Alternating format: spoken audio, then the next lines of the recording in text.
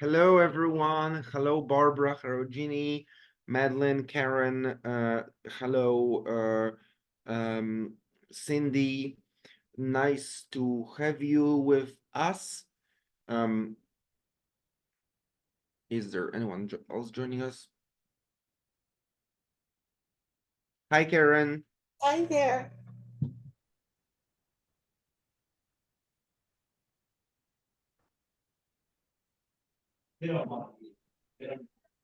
Let's give others maybe a moment,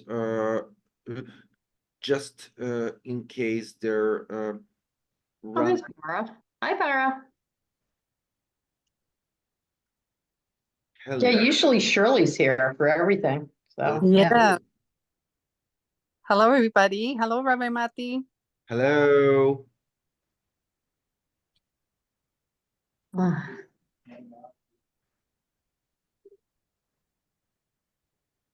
How is everybody?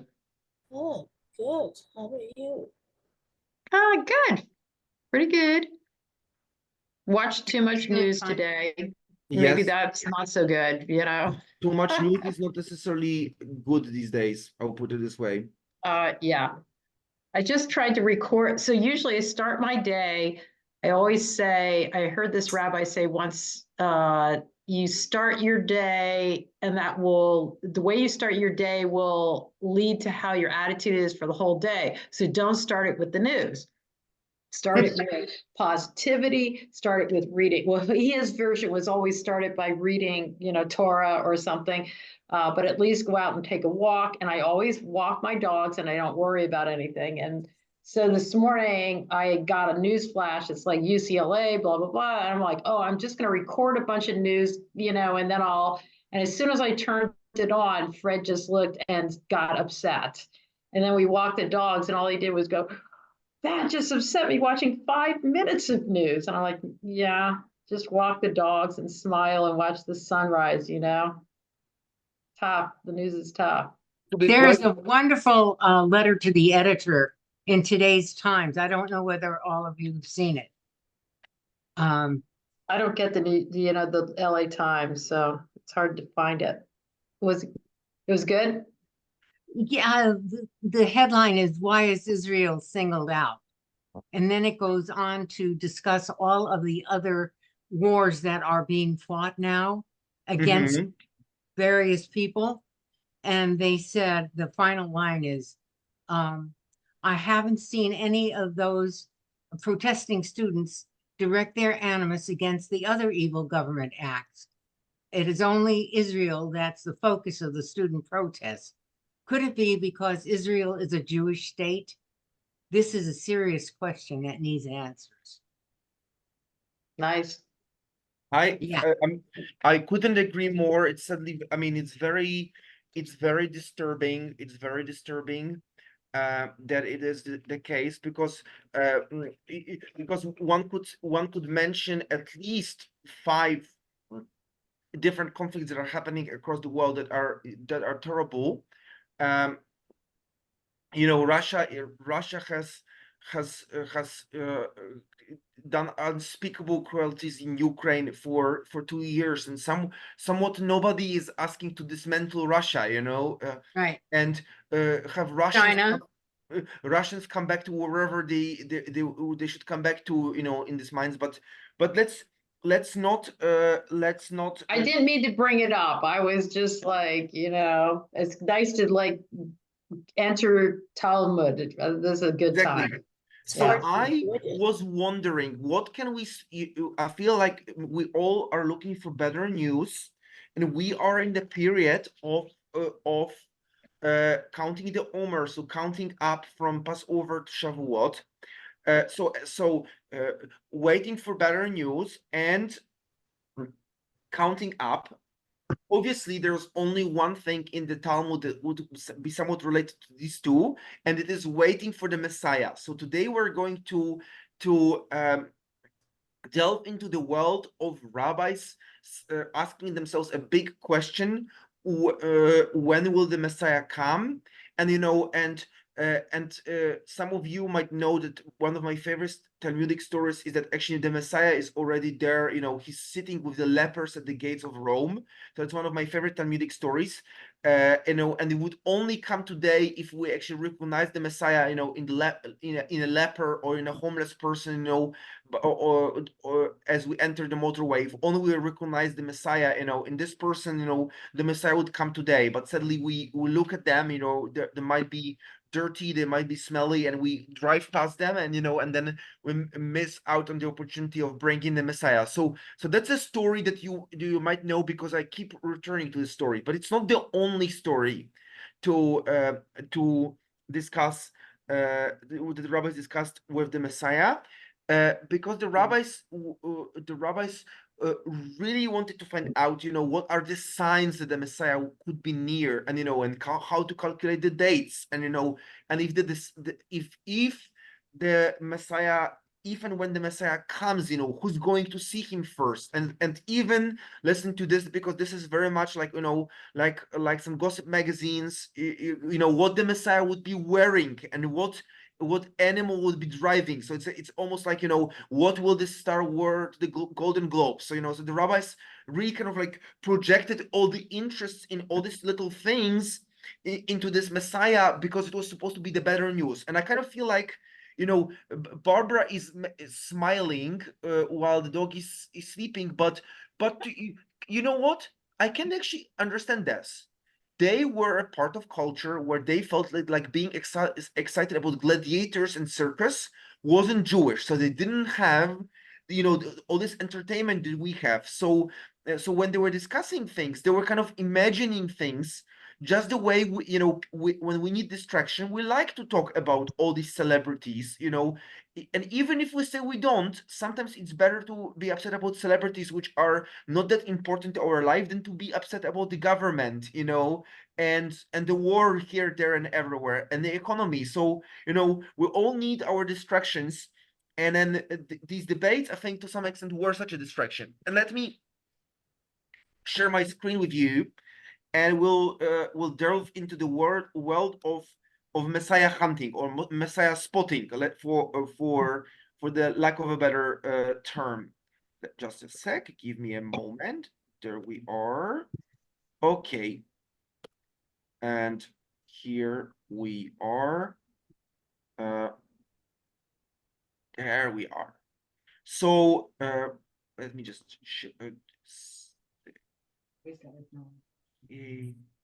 And you'll share that document with us and in a Zoom chat. Yes. okay. Just a sec. Okay. So let me just stop sharing for a second so that I can share it with you easily. And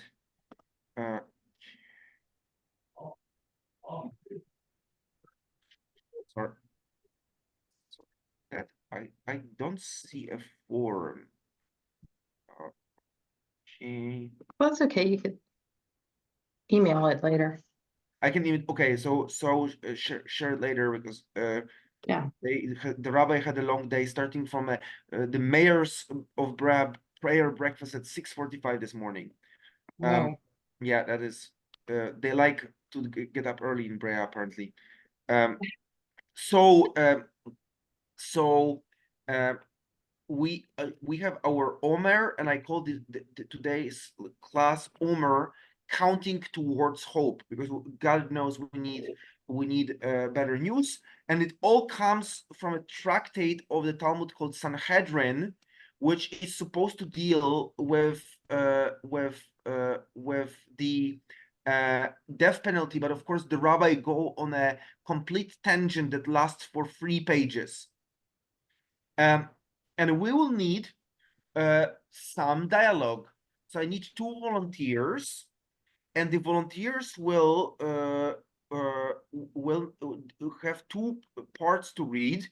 The part of Rav Nachman, and part of Rav Yitzchak. So who wants to be Rav Nachman? I'll be him. Okay, and I need Rav Yitzchak. I will. Okay, let's say let's start from Rav Nachman. Rav Nachman said to Rav Yitzchak. That's Barbara, right? Okay, yeah. So, well, am I going to where he said he is the Messiah? No, a bit further. No, Have at the you top. heard when the sons of giants will come? Have you heard when the sons of giants will come? And now Rav Yitzchak. Who is the son of giants? And now Rav Nachman. He is the Messiah. Rav Yitzchak. Do you call the Messiah son of giants? Rav Nachman. Yes, as it is written, on that day I will establish the tabernacle of David that is fallen. That is why the Messiah is called Bar Nifli. And now Rav Yitzchak. That this is what Rabbi Yohanan says. During the generation in which the Messiah, son of David, comes, Torah scholars decrease. And as for the rest of the people, their eyes fail with sorrow and grief, and troubles increase. And the harsh decrees will be introduced. Before the first passes, the second quickly comes. So our rabbis they are interested in when will the Messiah come, and they give the Messiah the topic, the name Bar Nafli. There and the typical rabbinic twist or plot twist is that it could mean two things. So Nafli is the Aramaic word because they're discussing this in Aramaic, an Aramaic version of Nephilim, and Nephilim are just this creatures in the Bible, the giants or Giants. demigods, and when the scouts come to the land of Canaan, they see the Nephilim. They say they have even seen the Nephilim, so the giants. So that's so Naphtali is the Aramaic word of Nephilim, and then however there's also a different way of reading this. So nafal in Hebrew in Aramaic means to fall or to go down. So bar nafle, so the son of, because bar mitzvah is the son of commandment. So bar nafle is the son of, means the son of decline. And this is this is when they say, oh, the Messiah will only come when the people of the Jewish people will come really low, their eyes will fail with sorrow and grief. What does it mean to fail with sorrow and grief? They'll cry their eyes out. That when troubles increase and the harsh decrees will be introduced, before the first passes, the second quickly comes. There will be a series of laws against the Jews and all kinds of troubles, and then the Messiah will come to pick up the tabernacle of David that is fallen, so nofelet, at the fallen. So the Messiah is almost like this, person who comes in and saves the day, and props everything is falling apart or falling down. So they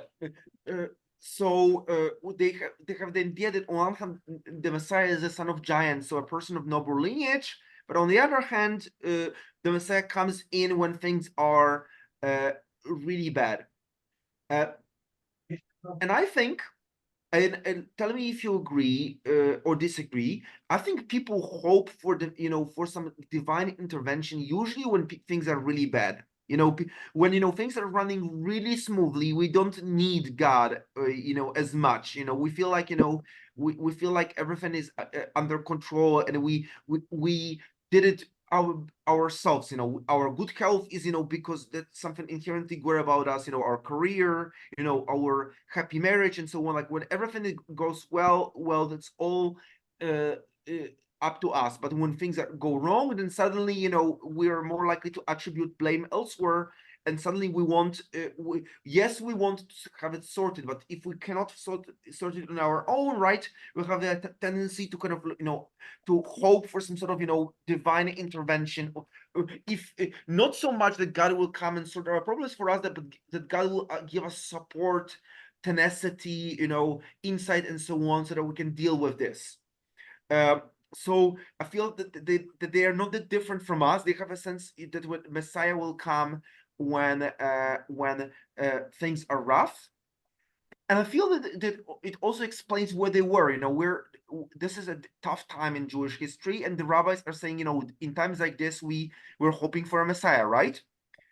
And indeed they are, and they are, and almost it is as if this dialogue is telling us that they are what happened here, and they are in this expectation that Messiah will come because things are not exactly easy. And it is because they have a sense that, in the words of Old English, the end is nigh. Because this is what they say.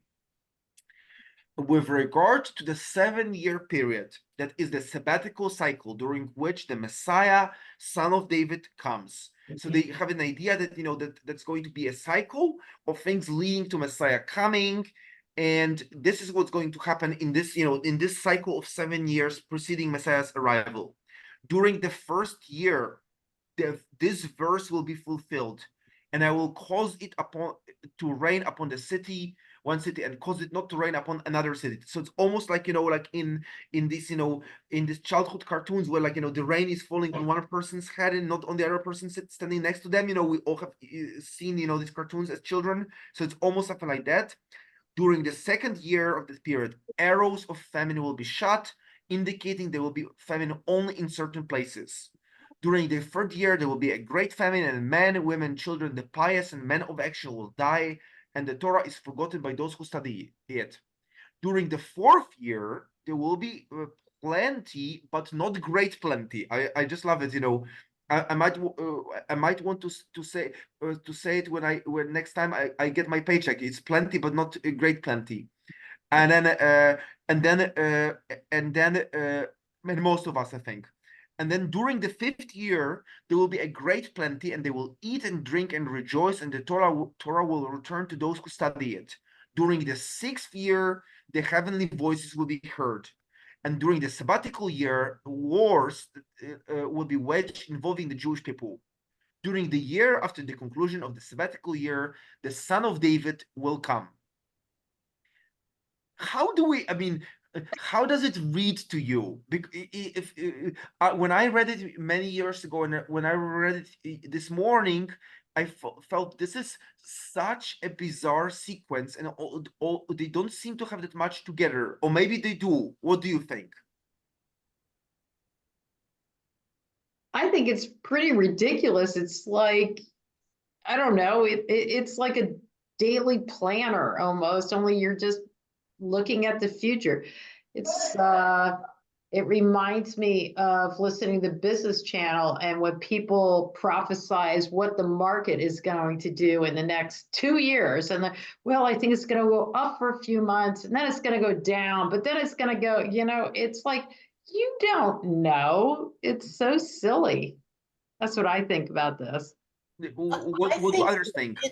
I think that it's saying it's not so, it's bad here, but it's not so bad everywhere, and it's bad now, but it's not going to be bad forever. And eventually, it's going to get better. I mean, that's all this says to me. I mean, I don't, I'm not reading anything more into it than that. I think. So what do others think? Maybe Well, somebody for me, please. it sounds almost like Joseph's predictions about what's going to be happening to them. It sort of reminds me of him telling them that they need to store things because they're going to go through famine and things are going to happen, and then they're going to get everything great. So that's what it reminded me of. I think so. I love this. I love this perspective because It is true that it kind of looks towards the future, and 7 years to the future on top of that. So not even the number is right. I think there's one difference, and the difference is that this is terribly specific year in, year out. While Joseph's prediction is, 7, fat years and 7, thin years, 7 years of plenty and 7 years of hunger, this is literally based on one variable being different. There's, is the Nile going to flood and it's going to be a good, harvest, or not going to flood and it's not going to be a good harvest? In the case of Joseph, there's one main variable, but here is, all these variables of the wars and rains and so on. So on one hand, I'm really happy here that the rabbis acknowledge the universe is very complicated and many factors at play. On the other hand, I agree with Cindy. That this is such speculation, and also that these things are slightly vague, because what does it mean there will be plenty but not great plenty? I made my comment about my paycheck that I'm satisfied with, because because how we approach one's paycheck, also if we don't live in extreme poverty where objectively we cannot meet, like basic human needs, how we approach our paycheck is, is subjective. What is a great plenty for somebody might be plenty for somebody else, or might not be enough for others. So these things are pretty vague. And also, does the fact that it rains in one city mean that and it doesn't rain in the other? Is it a sign of the apocalypse looming? Let me tell you this. I lived in Israel for a year. It's very possible that it rains 5 miles away from Jerusalem and doesn't rain in Jerusalem. So you could say that it's regular. It's a regular occurrence, and you could interpret it as a sign of the apocalypse. It's almost like a horoscope. If you want to find, if you want to find what is happening as a sign that your horoscope is going to come true, because whatever the Pisces is supposed to have a good day, but be aware of the friend from the past, then you can do that. So they're really trying to speculate here what the signs will be, and they're quite creative about it. Let's see what happens next. So they have a sense that maybe the end is nigh if all these signs are observed. Hey, Rabbi, can I ask one thing? Wasn't Amos writing about the time that the northern kingdoms were about to be destroyed? And so maybe he had this sense of apocalyptic, because there was going to be a horrific kind of thing going on. The Assyrians were, and so maybe it goes back to your first theme, that it's when things look really dire that you need to promise something. I think so Cindy, you're making such a great point that they quote from Amos an awful lot. So from Amos an awful lot. So they're preoccupied with the words of Amos, and Amos is one of our oldest prophets. And it's indeed he prophesies in the 8th century before Common Era. So in the time when the destruction of the northern kingdom and the disappearance of the 10 tribes, when it's bound to happen. So they kind of channel Amos. They channel Amos to talk about this, because he describes one of the biggest catastrophes they can possibly imagine, which was the destruction of the northern kingdom and disappearance of 10 out of 12 tribes. So that's that fits the imagery that they need to find. Okay. Yeah. So that's a great observation. And then this maybe some other rabbis respond, but maybe the end is not so nigh. And Rav Yosef said, haven't there been several sabbatical cycles during which events transpired in that matter, and nevertheless the Messiah did not come? So Oh. you know, so he makes a good point. If you have pretty vague, you know, pretty vague criteria, it might be that, you know, that they will be met over and over, you know, and this still will not happen, you know. So that's if the horoscope promises you they're gonna win the lottery, if you meet a blonde on the street, you know, I met a blonde on the street yesterday, and you know, today, and you know, and so on, and you know, and yet where's my $1 million, you know, winning this at the lottery? So that's that is that is the danger of making pretty vague predictions with pretty vague conditions. You know, what would need to happen if the prophecy was to come true.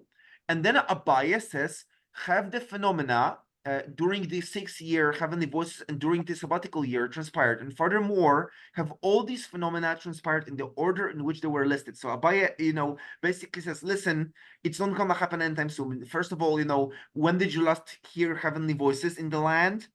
And then he says, and also he's being very detailed about it, and says, you know, and what happens if these things happen, but not in the year that are supposed to happen? Doesn't mean that, you know, that kind of annuls the prophecy. So Abaya says, you know, that's kind of ridiculous. You know, some of these things never happened. And are unlikely to happen, and some of these things, you know, and even if they happen, if they, what are you trying to tell me, the Messiah will only come if these things happen exactly in the same order, you know?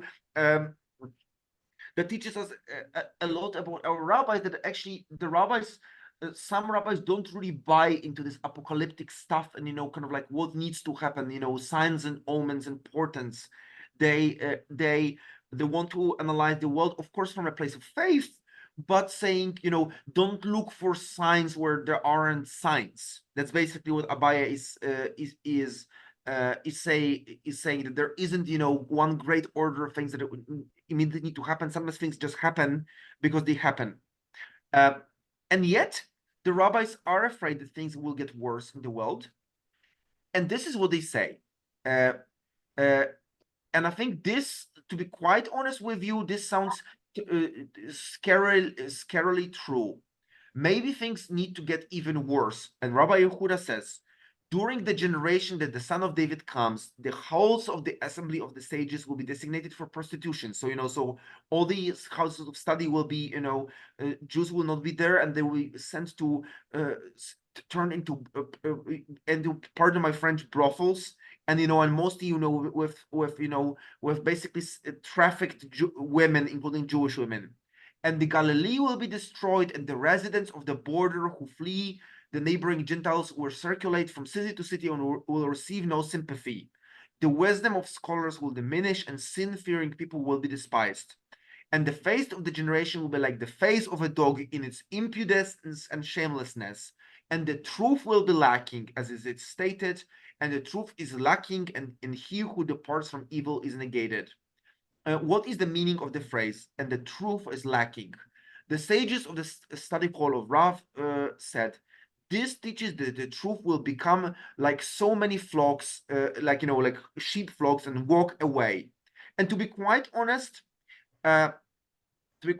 this bit about, like, you know, truth becoming walkable, or, you know, or movable, that and people not finding not finding a safe refuge. I mean, of course, I can not and will not say that this is, you know, like today's America, but, you know, but there is a certain cavalier approach with the truth, that, you know, that you know, big a bunch of influencers and politicians, you know, of all stripes have, you know, how much is told to the public.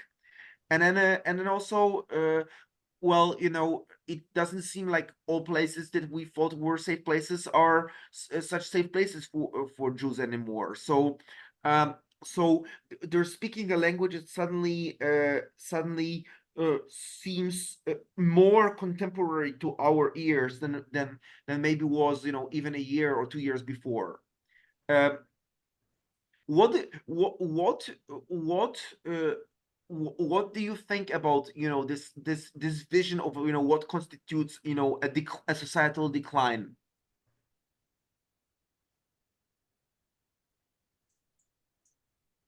was the question? What do you think of this vision that you know, that with the lack of objective truths, the lack of objective truths, you know, is the thing that brings about, you know, a decline of a society?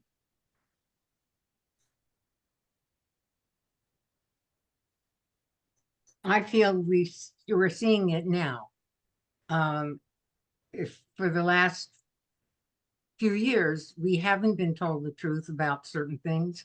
Our former president lies and still does lie. Not that I want to be political.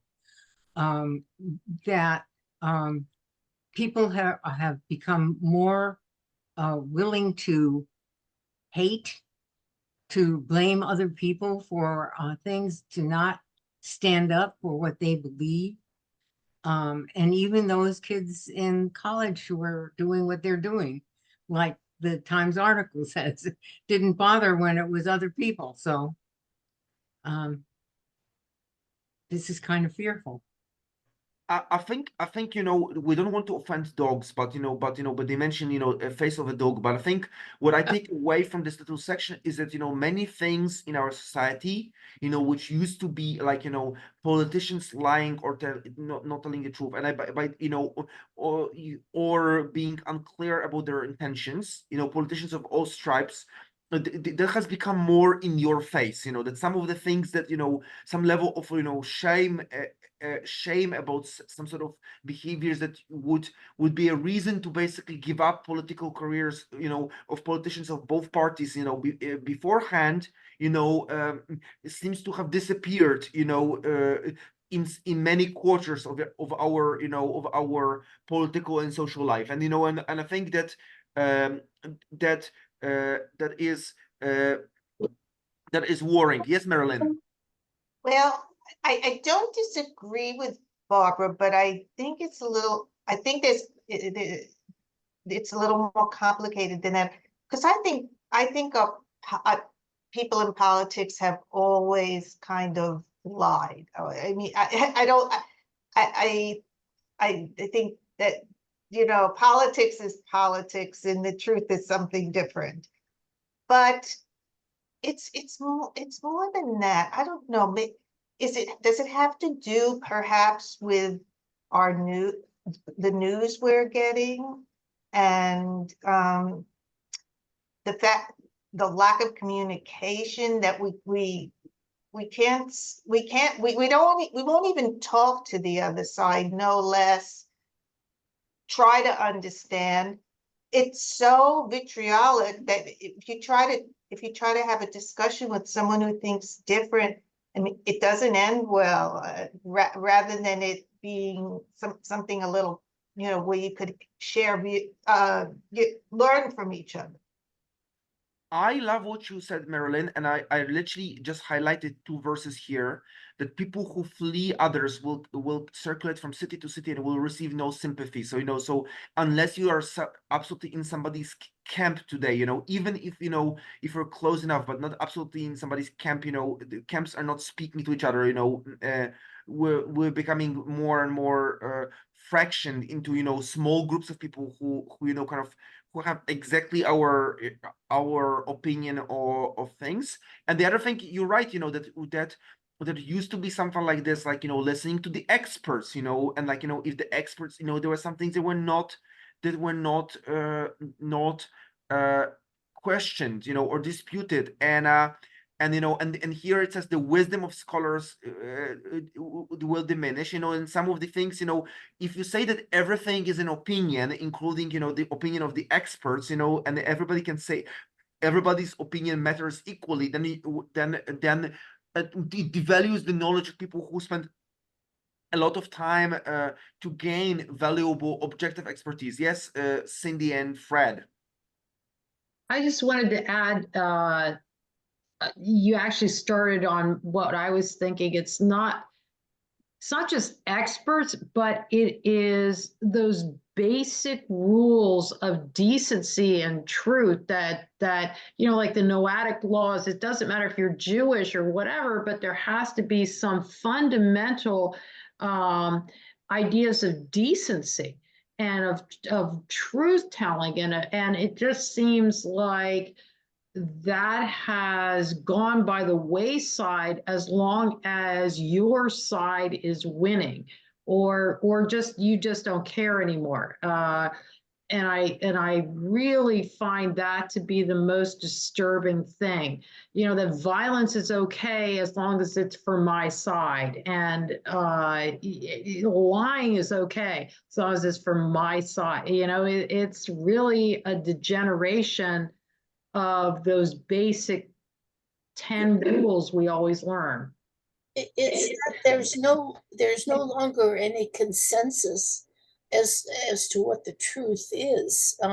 It's not that the wisdom of the scholars will become diminished; it's that their credibility has become diminished. You know, taking them at their word and taking it for granted isn't the case anymore. I mean, that's the problem. That there is no agreement, there is no consensus as to what's right and what's wrong anymore. I think, I keep thinking about this, the wisdom of scholars will diminish. And, I was recently reminded by Facebook, of all places, of the COVID era. And I was reminded of all these people who, read somewhere online, on some forum or Instagram or, Facebook, that COVID is not real. And, you know what I mean? This kind of, this kind of things. And, even though there were all these, all these scientists and public health experts, if you wanted to believe that it's not real, you got enough of your own bubble, to believe that it's not real. And everything, including the opinion of an expert, was suddenly only an opinion.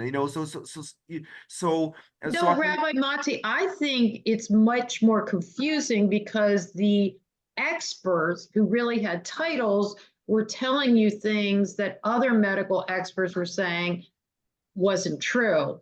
And I think that's what really started to mess up the whole thing. I mean, Fred's a better expert at that, but it just became, and you could start to see that the experts are now getting twisted also.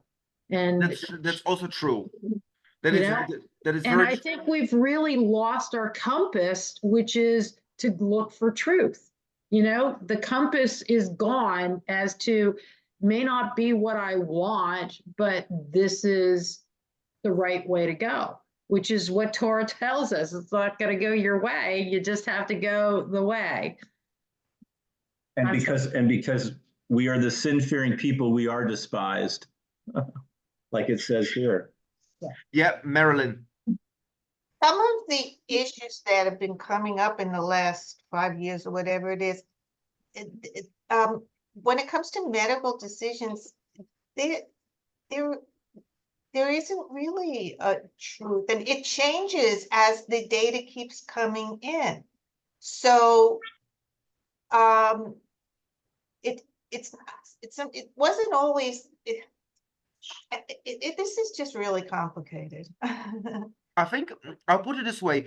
I think I think the truth is that big decisions like the decisions about COVID regulations were really complicated. We're navigating uncharted waters, and I think we had a lot of people, including experts, telling us that something is an absolute and objective truth, forever, in a situation when there should be all kinds of caveats saying, this is how much we know, or we hope that this, we hope that this will work. But instead of that, people were, call it a lie, or people were presenting policies, and kind of working hypotheses as as truths, sacrosanct truths, and that has really devalued our belief in in truth telling in the public sphere. So that's even even if the intentions were good to motivate people to take some precautions, the fact that things that were not tried and tested were presented as absolute kind of dogma that didn't help us feel secure, and gave all this space to people who suddenly rejected it outright. So we lost this ability to continue to continue with a nuanced view of the world. And then our sages change the topic because this is what they do, and they say sages continue their discussion of the messianic period. Rabbi Nehorai says, during the generation in which the son of David comes, youth will humiliate elders, and elders will stand in deference before youth, and a daughter will rebel against her mother, and a bride against her mother-in-law, and the face of the generation will be like the face of a dog, and a son will not be ashamed before his father. So this is a typical, if the youth is not obedient, then things will be terrible. And then, but then we come to a very interesting tangent, because they move away from kind of moral qualities to something else entirely. During the generation of Rabbi Nehemiah this time, during the generation that the son of David comes, arrogance will proliferate, and the cost of living will corrupt people, so they will engage in deceit. The wine will produce its fruit, and nevertheless the wine will be costly. So this is, mark your words. If the wine suddenly gets more expensive, then the end of the world is nigh. But I really like the rabbi's concern that yes, there are all these moral qualities, but they say, listen, there are all these moral qualities and voices from heaven and so on. But if the cost of living makes it difficult for people to get by, they might, some of them might be trying to deceive the system or steal and so on, and it might lead to certain loser morality.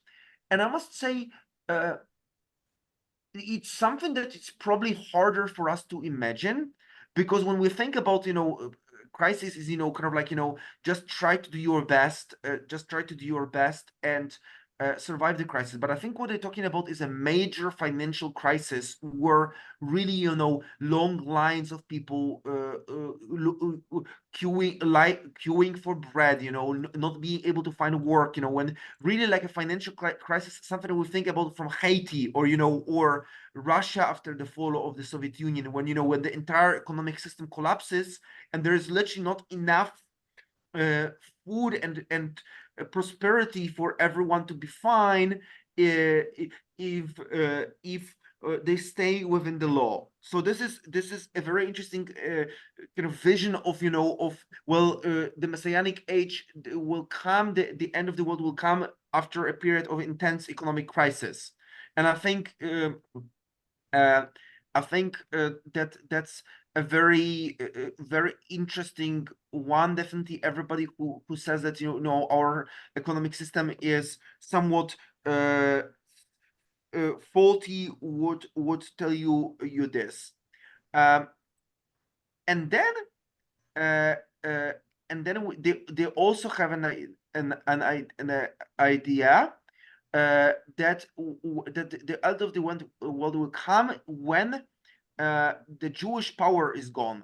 So they say that either the number of the students of Torah will diminish, or that the Messiah will not come until there is a pruta, which is a penny in the Jewish wallets, um, uh, and the third one, the Messiah will not come until there are no supporters of the Jewish people. So so Messiah will come, when the Jewish people is left completely alone.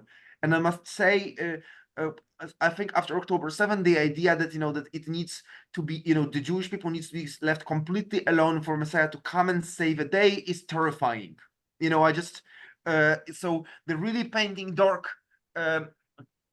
scenarios here, and I think many of us is like, oh my for goodness sake, just stop, stop all this, fear mongering. It will not get so bad, we still have LIC, we have more than a penny in a purse, we have kids in our religious school and so on.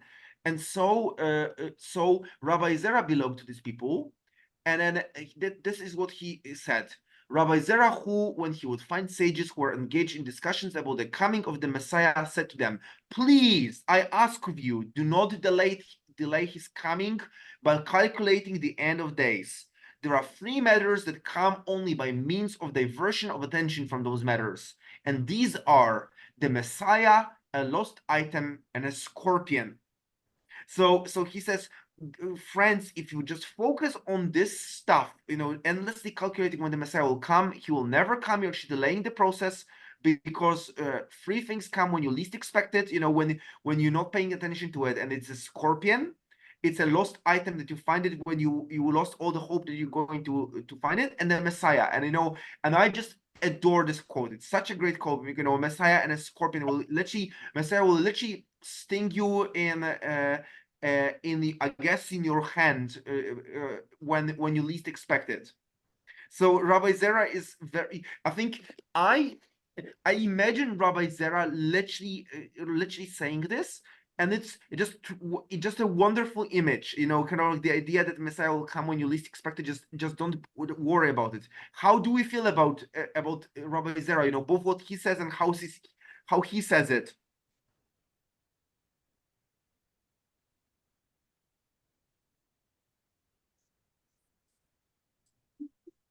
So Rabbi Zera says that the Messiah will come when we least expect Messiah, if we stop waiting, and things that come when we stop waiting is our lost object, which you find when we least expect it, a scorpion that comes when we don't look, and a Messiah. Yes, Marilyn. Well, isn't human nature, as human nature, don't we tend to worry too much or drift towards doomsday scenarios too easily? Perhaps we need to be a little lighter in our thinking. Is that what's going on here? Exactly. So he says, some things are literally, and we use this term, acts of God. Like you can be attentive, but but scorpion can still find its way. Lost item, you can look all for it, but sometimes you will not find it, and you just need to wait and see. Wait and see. But worrying about these things unnecessarily is going to be actually more counterproductive. More counterproductive. And I like this idea, like that actually being looking for a Messiah is like is like being obsessed that a scorpion is gonna bite, sting you. Like yes, scorpion is dangerous, but if you're endlessly going to see a scorpion everywhere, you're not going to have a life. If you're going to turn into your place into a complete mess because you lost something, you end up not knowing where everything else is. So it's about you don't turn your life upside down because you have this idea of how things should be. I think this is kind of like exactly what Marilyn said. Taking things more lightly. And then the rabbis had an idea that it will come, and Rav Ketina says 6,000 years is the duration of the world, and it is in ruins for 1,000 years. So at the end of it will be 1,000 years of ruins. The duration of the period during which the world is in ruins is derived from a verse as it stated, and the Lord alone shall be exalted on that day, and the day of God lasts 1,000 years. And it comes from a psalm that says, one day is your day, God, is like 1,000 years of human beings. So they say, we can make all these calculations, but it's all happening in a very long perspective. And yet they tell us this is the course that the history was to take, but due to our sins, the time frame, however long, increased. So this long time increased. The Messiah did not come, and furthermore, the years that elapsed since then, which were to have the Messianic era, have elapsed. So it's almost like God, it was all supposed to happen by now, and and we're still waiting. Have the window of opportunity closed, and then they have an amazing debate. And of course, it's Elijah the prophet who comes everywhere when we need Elijah. And they say Elijah the prophet said to Rav Yehuda, brother of Rav Salah Hasidah, the world will exist no fewer than 85 Jubilee cycles, or no fewer than 4,250 years.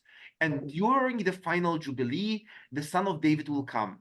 Rav Yehuda said to Elijah, will the Messiah come during the beginning of the Jubilee year or during the end? And Elijah said to Rav Yehuda, I do not know. And then the Talmud says, Elijah did not inform Rav Yehuda of the date of the coming of the Messiah. And the moral of the story is, if the prophet Elijah, who has the ability to visit all these Passover tables during one night, if the prophet Elijah, who's able to go to heaven in a chariot, while still alive, does not know when it will happen, then maybe we have no idea of knowing. And yet, the rabbi come with a story, because guess what? Whenever we don't know, there's always going to be somebody that tells you that there's an Egyptian hieroglyph, or there's a golden tablets or something like this, where all the truth has been revealed. And our rabbis are no strangers to this. And this is where rabbis go on a conspiracy theory, or rather on like found footage theory. And the rabbis say, Rav Hanan bar Tachlifa sent a message to Rav Yosef. I found one man, and in his hand there was one scroll written in Assyrian script, and in this sacred tongue, and in the sacred tongue Hebrew. So it's almost like the golden tablets, of the Mormons. I haven't seen it, but I know there was a man who had it in his hand. He said to me, I was hired to serve in the Roman army, and I found the scroll among the Roman archives. It was clear that the scroll was written by Jews, not Romans. Don't matter. It doesn't matter. Then the Assyrian Hebrew in Assyrian scroll. In the Roman archive. 600 years later, after kind of highly unlikely. And it's written in the scroll after 4,291 years that have elapsed from the creation of the world. The world will end. During those years, there will be wars of sea monsters and the Leviathan and the animals. And among those years, there will be wars of Gog and Magog and the remaining years of the Messianic period. Then the world will be destroyed, and the Holy One, blessed be God, will renew his world only after the passage of 7,000 years. So literally what we have here, it is the Jewish version of a Mayan calendar. Like, you might have seen the picture, or if you have been to Mexico, of the big discus, with the Mayan calendar, or like Nostradamus, prophecies, 16th century France. This is when it's going to happen. I met this dude, he had this weird scroll with weird language, and this is what's going to happen. I haven't seen the scroll, but I met this man who has seen the scroll, and this is what he told me, and he was in a secret archive that nobody has an access to. I must say, if that's not, end of days conspiracy theory par excellence, I don't know what is. So we have it too. The rabbis are really trying to have this kind of found footage here. The rabbinic X-Files. I find it amazing because that's not very different from all those people who have things like the pyramids were built by the aliens kind of situation. That they really want to have something to work with, and they will buy anything, any story that will give them this reassurance and give them an answer. Rabbi, is this Yep. story in there just as listen? The guy before this is like, listen, the Messiah, the scorpion, the lost thing. And now you get this completely crazy story of Gogs and Magogs and scrolls, like, you're saying the absurdity of it all. Do the rabbis in these things ever get to the point of like, well, I could be more absurd than you, and here's even a more absurd story? I don't know if the rabbi, or do you think that the guy actually, there's some belief to this? Because to me, So I think what happened here, it's a very good point. What happened here is that the editor of the Talmud, remember, all this long discussion that goes on for pages and pages, it is a stream of consciousness tangent. So he's like, let us talk about all the ideas about when will the Messiah come, and let us write them all down, however wacky and improbable they seem. So they literally want to put it all out there. So it's almost as if like you went around Yorba Linda, and said, can you tell me how the world will look around in 2100? And you know, knocked on every door, and no matter who opened and what they said, you know, if it was in English, or Spanish or Tagalog, or, you know, or Farsi, you wrote it all down. And, you know, if they told you that you're gonna have AI, or you told you that you're gonna have unicorns and dragons, you know, you wrote it all down, you know, because, you know, they just wanted to have a full spectrum, you know, for the record. So it's kind of like a minutes of, you know, of dozens of years of discussions on this topic. They want to have, you know, like an encyclopedic knowledge. So you have somebody who seems very sensible, and then, you know, and then you come back to, you know, completely unbelievable stories.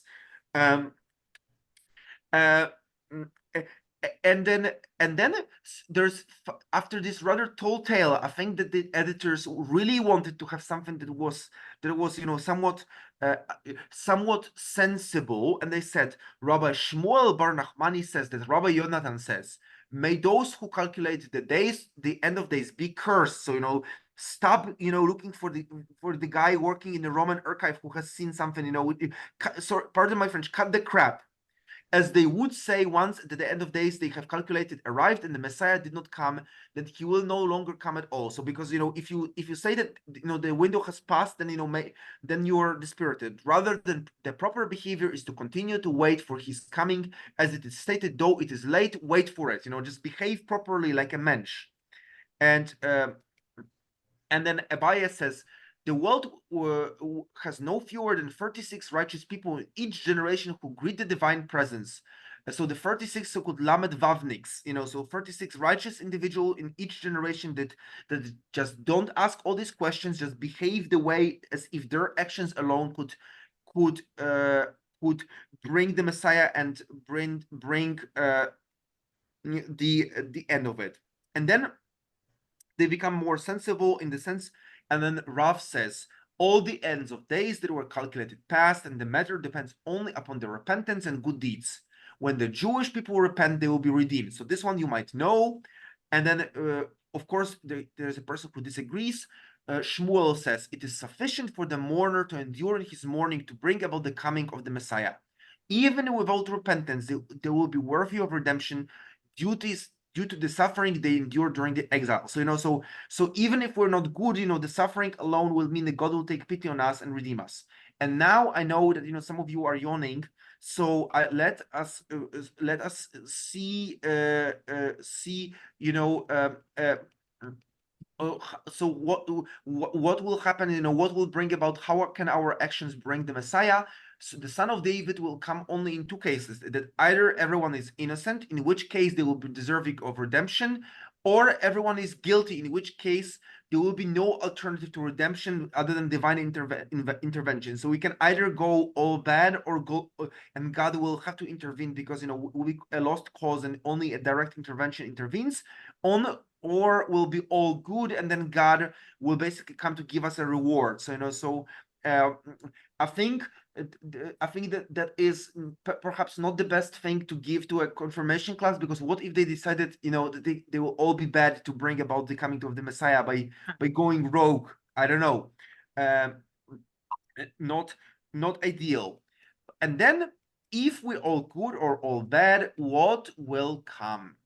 And this is my favorite, and this is Rabbi Alexandri, which is interesting because he's named, definitely he has a Greek name, so you can it tells you that, you know, they become, you know, somewhat assimilated even if they're still Torah scholars. And Rabbi Alexandri says, Rabbi Yehoshua ben Levi raises a contradiction between two depictions of the coming of the Messiah, because it is written in Daniel, there came with the cloud of heaven one like unto a son of man, and there was given him dominion and glory and a kingdom. His dominion is an everlasting dominion. So, you know, Daniel has an idea, like, you know, Messiah will, you know, come on a cloud, you know, so, and son of man, you know, which then Christians took and made it to mean it's Jesus. And then Zechariah says, and it is written, behold, your king will come to you, He's just and victorious, lowly and riding upon a donkey and upon a colt, the fall of a donkey. So, so what does it mean? Will God be riding a cloud, or will God be riding a donkey? And, Christians have it easier because they came up with an idea that, Jesus once entered Jerusalem on a donkey, right? And and there is a second coming, and this is when Jesus will come on a cloud. So Christians solved it this way, and Jews somewhat need to kind of streamline these two verses so that they don't not mutually exclusive. And then Rabbi Alexander explains, if the Jewish people merit redemption. So if the Jewish people are all innocent, the Messiah will come in a miraculous manner with the clouds of heaven. Kind of like Messiah comes with the price. If they do not merit redemption, so God needs to intervene, the Messiah will come lowly and riding upon a donkey. So if we misbehave, God will be riding a donkey coming in to save us. And then, of course, the king of Persia mocks Rabbi Shmuel and says, "You say that the Messiah will come on a donkey. I will send him the riding horse that I have." So, he will send him a stallion so that the Messiah can ride a better horse. Shmuel said to him, "Do you have a horse with 1,000 colors like the donkey of the Messiah? Certainly, his donkey will be miraculous." So the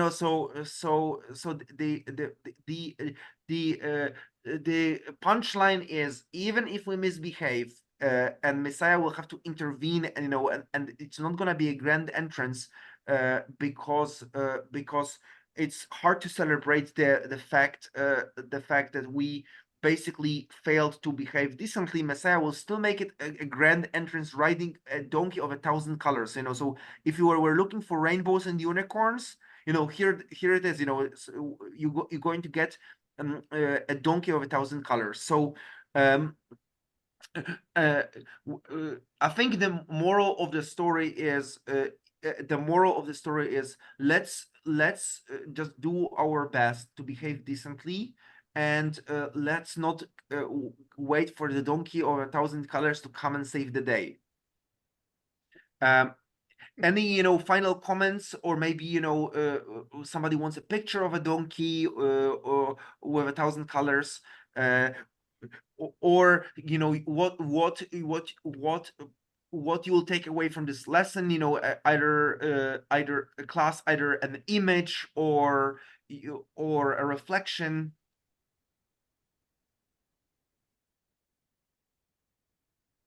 I'm going to tell you that I'm going to follow my grandmother's rule. I'm not going to look for the Messiah. My grandmother always told me that God helps those who help themselves. And that's the way I'm going to live it, no matter what the Talmud said. I think that's a wonderful perspective. My grandfather used to say, God helps those who help themselves. And I like this. This one, and I think I like the fact that some rabbis will go to all these lengths to feel reassured, and some rabbis can see it for what it is. That rainbows and unicorns, don't or in this case, 1,000-color donkey doesn't save the day. We can. Yes.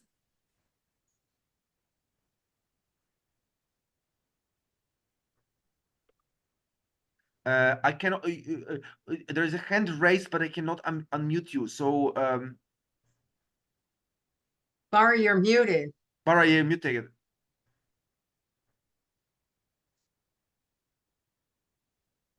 Just a sec. Oh, there. Can you hear me now? We can. Yes. Okay. The funny thing that I agree the same thing. The message is that if you wait and wait and wait and don't do anything, then you don't deserve the Messiah. The Messiah comes when you don't expect it, because you're making the effort to be the best people that you can, and you cannot prevent certain things, but you help yourself, then one day there will be a miracle, and there will be more than you expected. I think that's a great way to sum it up, and I think also I hope that I didn't offend anyone by presenting these absolutely I don't want to call them ridiculous stories, and let's call them tall tales, because it's very clear the way that this sugya, this bit of Talmud is edited, is very clear. Whenever there's a bunch of really unbelievable stories, that there's a voice of reason basically saying stop it, like die, enough with the stuff, let's do something productive. So they intersperse it this way, to almost as if to put a stop, or to constrict, to control these tendencies of of going in such an interesting way. And I want to but also I want to come back to this 1,000-color donkey, because I think that this is actually a smarter thing than we think it is, because what they're saying is, even if our life is tough, and we don't manage to to bring things to the level that we desire, there still will be things that will be beautiful or unusual or miraculous to look forward to. So paradoxically, I can finish with this: we might not have a Messiah riding a multicolored donkey, but let's not even in difficult times stop looking and noticing things that are miraculous and absolutely fabulous, as this symbol of a multi-layered donkey. Let's not multicolored donkey. Let's not lose the hope in beautiful things that are worth striving for, even though they seem to be far on the horizon. So far they seem as realistic as a 1,000-color donkey. Because guess what, we in times of all this genetical engineering, who knows, maybe we'll have a 1,000-color donkey at some time down the line. Thank you so much for today's class. I hope it was kind of somewhat uplifting. We got to vent and share some of the frustration at the news of today, but also we are finishing off with the picture of a 1,000-color donkey. So that doesn't happen very often. And we might need to ask Melissa to make a graphic of a 1,000-color donkey as something to send out to everyone to put on your fridges. Thank you so much, and take care. Thank you. Thank you. Bye. Everybody. Night night.